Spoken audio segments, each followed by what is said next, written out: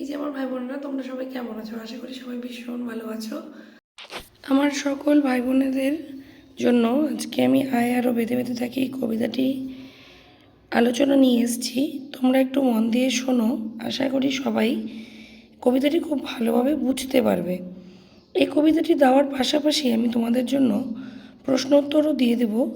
তোমরা প্রশ্নগুলি বছরের শুরুর থেকে ভালোভাবে পড়ো, যাতে তোমাদের মাধ্যমিক পরীক্ষার ফলাফল ভালো হয়। তো আর দেরি না করে চলো আমরা সিলেবাসে এগিয়ে যাই। আয় আরও বেঁধে বেঁধে থাকি কবিতাটি লিখেছেন শঙ্খ ঘোষ। কবিতার উৎস হচ্ছে মূল গ্রন্থের নাম জলই পাষাণ হয়ে গেছে। তোমরা লিখে নিও খাতাতে, জলই পাষাণ হয়ে গেছে। কবিতাটির কবি শঙ্খ ঘোষ একজন যুগ সচেতন কবি। উনি একজন সমাজ মনস্ক মানুষ। কবিতার মধ্যে তিনি দেশকালের সীমা অতিক্রম করে কীভাবে বিশ্বজনীন ও সার্বজনীন হয়ে উঠেছে সেই ঘটনাই তিনি তার কবিতার মধ্যে বলেছেন।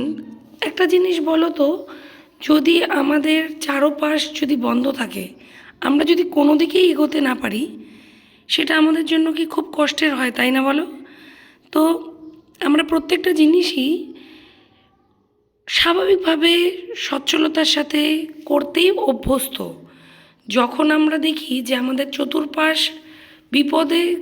বিপদগ্রস্ত, তখন কিন্তু আমাদের আর এগোনোর কোনো পথ থাকে না। এই কবিতাতে কবি এরকমই একটা বিপদের সীমা নির্দেশ করে প্রথম লাইনেই বলেছেন, আমাদের ডান পাশে ধস। ধস কোথায় দেখা যায়? সাধারণত পাহাড়ি অঞ্চলে ধস দেখা যায়। ধস হলে কি হয়? পাহাড়গুলো খসে খসে পড়ে, অনেকটা জায়গা ধসে নেমে যায় নিচে, পথঘাট সব বন্ধ হয়ে যায়, গাড়ি চলাচল, মানুষ চলাচল সবই কিছু যেন বন্ধ হয়ে যায়। তো বলছে আমাদের ডান পাশে ধস। আমাদের এখানে কবি নিজেকে শুধু বলছেন না, এক সম্প্রদায় বিভিন্ন গোষ্ঠীর মানুষের সাথে যারা সমাজে বিপদের সামনা করছে তাদেরকে উদ্দেশ্য করে কবি বলছে, আমাদের ডান পাশে ধস, আমাদের বাই গিরিখাত। গিরিখাত থাকলে কি হয়? গিরিখাত হচ্ছে পাহাড়ের গায়ে থাকা গর্ত, যেখানে একবার পড়লে মানুষ কিন্তু বাঁচার আশা নেই, তো বলতে পারো। তো ডান পাশে ধস, যাওয়ার রাস্তা বন্ধ, বাম পাশে গিরিখাত, সেদিকেও এগোনো যাবে না। তাহলে কি বেঁচে থাকলো? উপরে নিচে। ডান বাম যদি বন্ধ থাকে তাহলে উপরে নিচে দুই জায়গা এবার আসবে। আমাদের মাথায় বোমারু। বোমারু কি?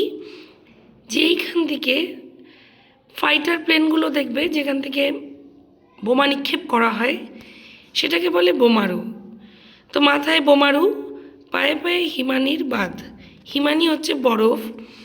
বরফের মধ্যে কিন্তু দেখবে মানুষ চলাচল করতে পারে না, বেশিক্ষণ পথ চলতে পারে না।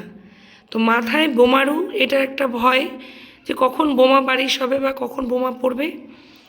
পায়ে পায়ে হিমানির বাঁধ, অর্থাৎ পায়েও যেন বরফ আড়ষ্ট করে রাখছে পাকে, সামনে এগোনোর পথ বন্ধ। চারদিক যদি বন্ধ হয়ে যায় তখন কি মানুষের মানসিকতা ঠিক থাকে বলো? কি বলছে দেখো, আমাদের পথ নেই কোনো, আমাদের ঘর গেছে উড়ে, কোনো দিকেই আর এগোনো যাবে না। এদিকে ঘরও বোমা পড়ে ঘরও উড়ে গেছে, তাহলে মানুষটা যাবে কোথায়? যার ডান পাশে ধস, বাম দিকে গিরিখাত, মাথায় বোমারু, পায়ে হিমানির বাঁধ, কোনো দিকেই চলার জায়গা নেই, তার মধ্যে ঘরও উড়ে গেছে বোমা পড়ে, তাহলে মানুষটির মানসিকতা কেমন হতে পারে? ভীষণ কষ্টকর, ভীষণ দুঃসাধ্য মানসিকতার মধ্যে দিয়ে সেই মানুষটি বিরাজ করছে, যার চতুর্পাশ চলাচলের জন্য বন্ধ। সব সব তালিবস্য আর সব কথার মানে হচ্ছে মৃতদেহ। শিশুদের সব শিশুরা কারা বলো তো? শিশুরা হচ্ছে সমাজের ভবিষ্যৎ সম্প্রদায়, যারা ভবিষ্যতের বার্তা বয়ে নিয়ে আসবে। তাদের যদি মৃতদেহ চারদিকে পড়ে থাকে তাহলে কিসের ইঙ্গিত দেয়? মানে ভবিষ্যৎ প্রজন্মও যেন মরতে বসেছে, ভবিষ্যৎ প্রজন্ম কোনো আশানুরূপ ফল করতে পারবে না। মরেই যদি যায়, চারদিকে যদি তাদেরই মৃতদেহ লাশ পড়ে থাকে, তাহলে সেই ভবিষ্যতের কি কোনো মূল্য আছে, যেখানে ভবিষ্যৎ প্রজন্মকে প্রাণে মেরে ফেলা হচ্ছে? ছড়ানো রয়েছে কাছে দূরে, আমাদের শিশুদের সব ছড়ানো রয়েছে কাছে দূরে, মানে চারদিকে যেন এই শিশুদেরই মৃতদেহ পড়ে থাকতে দেখা যাচ্ছে। আমরাও তবে এইভাবে এই মুহূর্তে মরে যাব নাকি? প্রশ্ন আসছে যে আমরাও কি তাহলে এভাবে প্রাণ আমাদেরও কি চলে যাবে নাকি? যেখানে শিশুদেরকেই মান্যতা দেওয়া হচ্ছে না। শিশুরা হচ্ছে সমাজের ফুল, ভবিষ্যৎ প্রজন্মের প্রস্ফুটিত হওয়া ফুলের কুঁড়ি। সেই ফুলেরই যদি মৃত্যু এনে দিচ্ছে সমাজ, তাহলে আমরা তো মানে বুদ্ধিজীবী মানুষ, আমাদের প্রাণ নিতে এরা একবারও ভাববে না। তাই প্রশ্ন আসছে যে আমরাও তবে এইভাবে এ মুহূর্তে মরে যাব নাকি? আমাদের পথ নেই আর, আয় আরও বেঁধে বেঁধে থাকি। মানে চারোদিকের থেকে যখন বঞ্চিত হয়ে যাচ্ছে মানুষ, তখন তার আর কোনো দিকেই পথ নেই। তাহলে যে কয়টা মানুষ বেঁচে আছে তাদেরকে নিয়ে সাহায্যের সহযোগিতার হাত এগিয়ে দিয়ে সবাই যেন বেঁধে বেঁধে থাকার আহ্বান জানানো হচ্ছে এখানে। তাই বলছি, দেখো আমাদের পথ নেই আর, আয় আরও বেঁধে বেঁধে থাকি। পরের স্ট্যান্জাতে দেখো, আমাদের ইতিহাস নেই,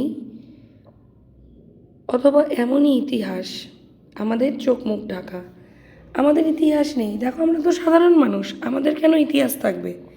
ইতিহাসের পাতায় স্থান পায় কারা? রাজা মহারাজা, মহান মানুষ, মহান ব্যক্তিত্ব, যাদের সমাজে মানে প্রতিপত্তি রয়েছে, বিত্তশালী অবস্থা, তাদেরই জায়গা আছে, তারাই একমাত্র ইতিহাসের পাতায় জায়গা পেতে পারে। আমরা তো সাধারণ মানুষ, আমরা তো সমাজে অবহেলিত, বঞ্চিত, সমাজে উপেক্ষার পাত্র, আমাদের কোনো ইতিহাস থাকার তো কথা না। আর যদি বা থাকে, সেটা নিশ্চয়ই কোনো মহত্বের কাহিনী থাকবে না। তাতে কি থাকবে? তাতে থাকবে শুধুমাত্রই মানুষের অবহেলা, মানুষের বঞ্চনা, মানুষের অপমান, যেগুলো আমরা ভোগ করি, যেগুলো আমরা পাই, সেই অবহেলার কাহিনীই লেখা থাকবে, যেখানে আমাদের চোখ মুখ ঢাকা। চোখ মুখ ঢাকা বলতে, চোখ ঢাকা মানে আমরা দেখতে পাই না, মানে কি এখানে অন্তর্নিহিত মানে হচ্ছে আমরা সমাজের অবহেলার, মানুষের কাছ থেকে অপমান পাওয়ার পরেও তাদের অন্যায়টাকে আমরা দেখেও দেখি না। সমাজে ক্ষমতাশালী, প্রতিপত্তিশালী মানুষের অন্যায়কে দেখেও আমরা প্রতিবাদ করতে পারি না। তাই বলছে আমাদের চোখ মুখ ঢাকা। মুখ ঢাকা কথার মানে মুখ দিয়ে আমরা উচ্চারণ করতে পারি না, কথা বলতে পারি না, অর্থাৎ অন্যায়কে দেখেও মুখ বুজে সহ্য করতে হচ্ছে। আমরা কিন্তু সেই অন্যায়ের প্রতিবাদ করতে পারছি না, অন্যায়ের প্রতিবাদ করতে অক্ষম। আমরা ভিখারি 12 মাস। ভিখারি মানে আমরা সমাজে দলিত, সমাজে অবহেলিত, সমাজে মানুষের বঞ্চনার পাত্র, সেখানে আমাদের কোনো অস্তিত্বই নেই। একজন ভিখারি, সে যেমন সমাজে তার যেমন কোনো জায়গা নেই, সে যেমন সমাজে সবার কাছেই অপমান অবহেলা পেয়ে থাকে, আমরাও তেমন সমাজে উপেক্ষিত হয়ে থাকি, বঞ্চিত হয়ে থাকি। তো সমাজে উঁচুতলার মানুষরা আমাদেরকে এরকম অবহেলা করে থাকে, সেখানেই আমাদের ওইভাবে করেই আমাদের বেঁচে থাকতে হয়। পৃথিবী হয়তো বেঁচে আছে, পৃথিবী হয়তো গেছে মরে, অর্থাৎ পৃথিবী বেঁচে আছে, পৃথিবীর হয়তো কিছু মানুষের অস্তিত্ব রয়েছে এখনও, এটাই কবির আশা। পৃথিবী হয়তো গেছে মরে, মানে পৃথিবী বেঁচে থেকেও যেন তার কোনো নিজস্বতা নেই, সে নিজস্বতাকে হারিয়েছে। আমাদের কথা কে বা জানে, আমরা ফিরেছি দৌড়ে দৌড়ে, অর্থাৎ আমরা বিভিন্ন মানুষের কাছে একটু ভালোবাসা, একটু সম্মান পাওয়ার আশায় মানুষের দরে দরে ভিক্ষারীর মতো ভিক্ষা করে বেরিয়েছি, ফিরে বেরিয়েছি। কিছুই কোথাও যদি নেই, তবু তো কজন আছি বাকি। সব কিছু চারদিকে মৃত্যু মিছিল, মৃত্যুর ঢল থাকা সত্ত্বেও যেন চারদিকে কেবলমাত্র কিছু মানুষের বেঁচে থাকার অস্তিত্ব পাচ্ছেন কবি। চতুর্দিকে লাশে লাশ থাকার পরেও কিছু মানুষের প্রাণ এখনও বেঁচে রয়েছে, তাই কবি তাদেরকে নিয়ে বাঁচার আশা দেখছেন। আয় আরও হাতে হাত রেখে, আয় আরও বেঁধে বেঁধে থাকি। মানে যে কজন বেঁচে রয়েছে তাদের সাথে হাতে হাত মিলিয়ে, তাদের সাথে সাহায্যের হাত বাড়িয়ে দিয়ে যে কদিন বেঁচে আছে সেই কদিন যেন উভয়ের সাথে সহযোগিতা করে চলতে পারে। তাই কবি বলছে, কিছুই কোথাও যদি নেই, তবু তো কজন আছি বাকি। আয় আরও হাতে হাত রেখে, আয় আরও বেঁধে বেঁধে থাকি। কবিতাটি তোমরা বুঝতে পেরেছো কি না আমাকে একটি লাইক দিয়ে জানিও। আর তোমাদের জন্য প্রশ্ন উত্তরের পর্ব নিয়ে আসবো খুব শীঘ্রই।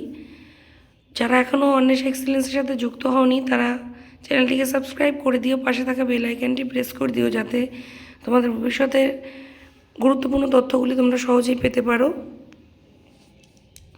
সবাই খুব ভালো থেকো, সুস্থ থেকো। আর প্রশ্ন উত্তরের পার্ট আমি খুব সহজেই তোমাদের জন্য নিয়ে আসবো 2-1 দিনের মধ্যেই। তোমরা সবাই ভালো থেকো, সুস্থ থেকো। আজকের মতো এখানেই, টাটা।